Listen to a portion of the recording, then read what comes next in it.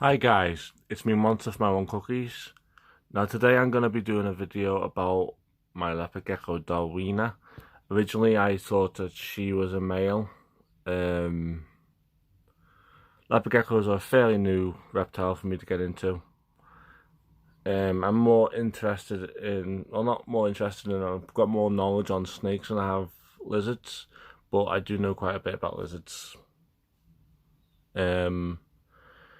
But she's shown more the signs of being a female than a male, so I've started calling him a her and Darwina. Now, leopard geckos, they are a desert species, so they require a desert substrate, so sand would be ideal, which you can acquire very easily from your local pet stores. Now, I paid quite a fair amount of money for a hide just because it looked natural. Now, that was my choice. Doesn't have to be your choice. It's my choice.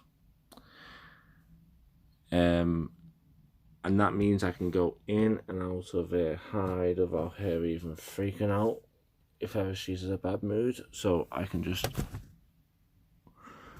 It's got a magnet on the other side, so the other side of the rock can come off. I can see her as you do. Now,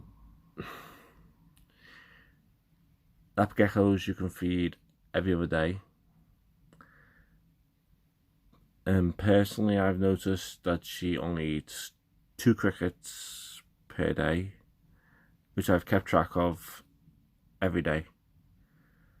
And whenever I'm in a tank, I will see she's got 2 the following day left over from the previous night, so she'll eat those 2 that day, and then the following day she'll need her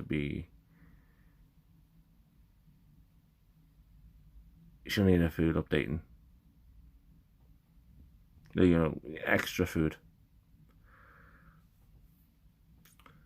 So that's what I'm saying, that they have a starve day, which means you don't feed them that day because they've already got food in, or you don't want them to get too fat. If you overfeed them, they become obese. So that's why I'm very particular about the size of the crickets that she's on right now, and the size of the locust as well.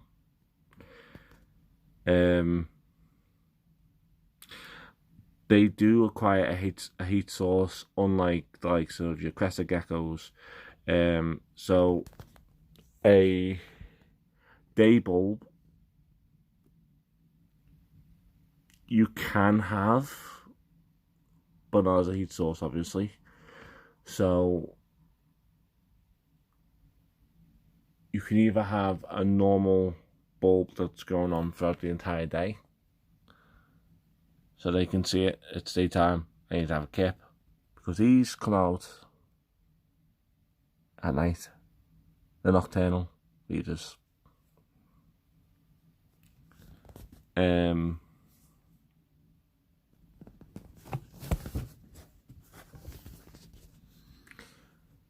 So if you're someone that lurks or will have more time for an animal that's nocturnal, these are your best bet. Leopard geckos are your best bet. Now, I purchased mine from a shop that I work in called Brutal Pets and Aquatics. Now, if you live in the Liverpool area or Manchester area, it's a good place for you to go.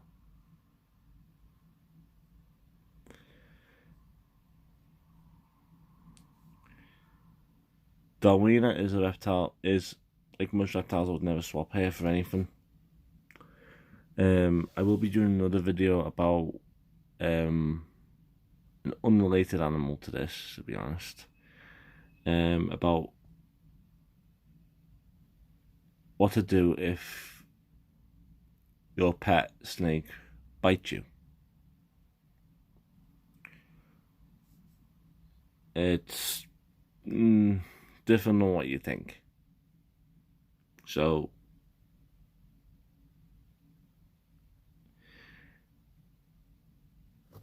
it's really the better method, better way to do it, to deal with it, which I'll explain on the video. I will. Now, the likes of these leopard geckos, they don't require a arboreal tank, so land-based, as you can see.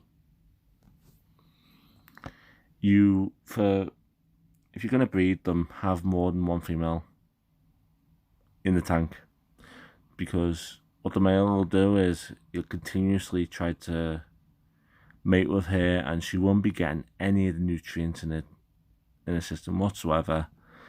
It'll be overused, she'll die, etc. Now, with leopard geckos, the best way to tell if they're underweight is their tail. Now, their tail is quite fatty for a reptile of her age. She's only a baby, you see.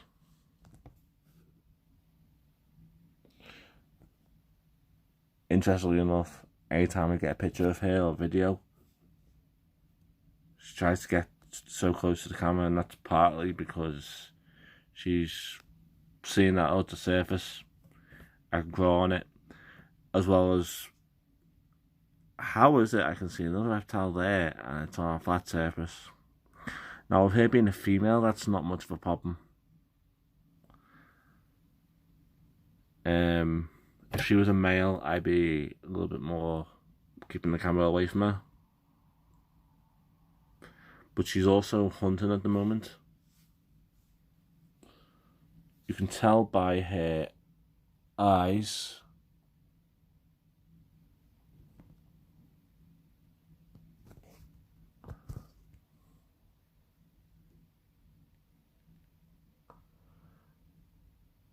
If you can see her pupils,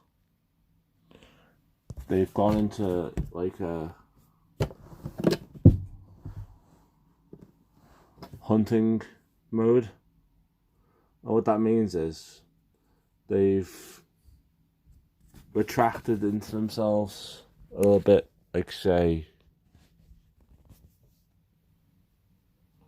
there. Ordinarily, when they're not hunting, it'll be more fatter, like in width. So she's actually looking for prey right now, which is good right now in the sense for this video, because you're seeing her in how active she can be. Now, I struggle with anxiety, so whenever I make a habit of any of my animals of showing how I feel, so they're less afraid of me. Now, leopard geckos naturally have anxiety because they feel that a predator's going to get them. So, little by little, I've been getting her used to seeing me like that, little by little. So now, whenever I'm anxious, if I start to shake, she won't stress out. See, if I'm pretending to shake right now, but she's not stressing. She's just moving slowly. She is beautiful, isn't she? Now, I will be looking into getting a male for her after getting another female.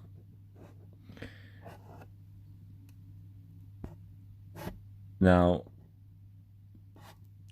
leopard geckos, they are, as I said, a fairly new reptile for me to get into. I've got more experience with snakes than I have lizards. I've got experience with lizards, but not like geckos as such. Crested geckos, yes, I have loads of experience with. Leopard geckos are completely new to me in a different way than what you think.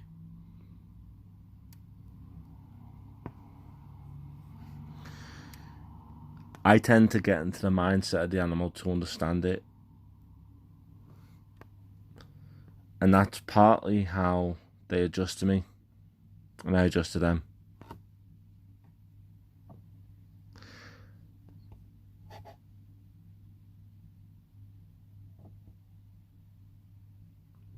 And that's good. Because a lot of people need to understand that when you have a pet, you need to understand it, you need to research it. And sometimes you have to do that on the go.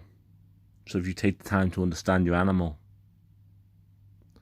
you understand what it needs, what it wants, even if it doesn't tell you. And your local pet stores will actually give you anything that you need for it. But you have to pay, obviously. Nothing comes free.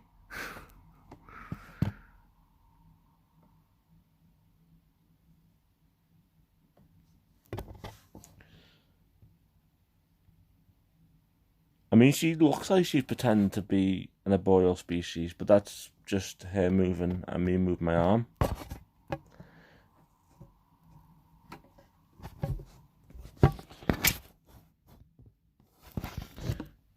She's thinking, oh, this is my home. How is it I can't get into my home?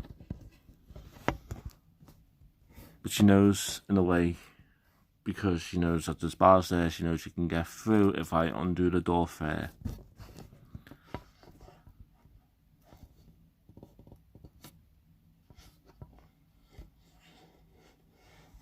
If you take time to get to know the individual animal, then they get to know you as well. It's not just a one-sided thing. They do get to know you. They get to know what sort of person you are. And they can pick up a good vibe or a bad vibe. Each animal is their own person. Well, figuratively speaking. Individual personality.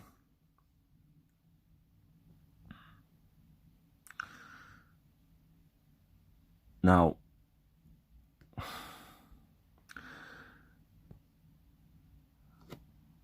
I hope that, oh, one more thing, a heat mat that's a rainforest based is better for desert species rather than a desert heat mat, because they cause more harm than they do good, and that's something you don't want.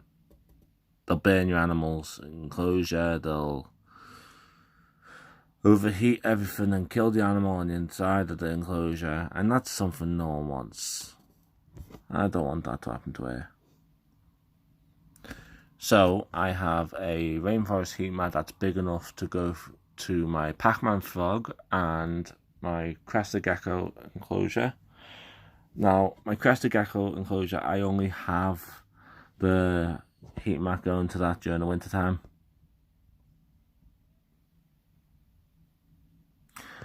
But it's a big enough heat mat that goes between both, so it doesn't cost much on the electric.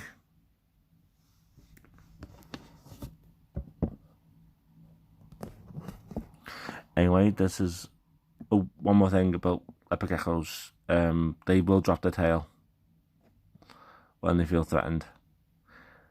I won't be doing a video on that because I don't want to stress my animal out. I love my animals, so I don't want to stress them out. Which brings me to my next thing, where I do a video about snake bites. Snake bites, like what to do in the event of being bitten by your constricting snake. I'm saying constricting snake because you can get venomous snakes, and that is a thing that I would never do on any circumstances. I wouldn't be able to do a video on that because you'd obviously need anti-venom. And I'm not risking my life for that. I'm not risking the animal getting a bad reputation for a video. Which is why I'm not going to be doing a visual video of an animal biting me. because I don't want that animal to end up with a bad reputation. Anyway, this is Monster over and out. Like and subscribe. Thank you.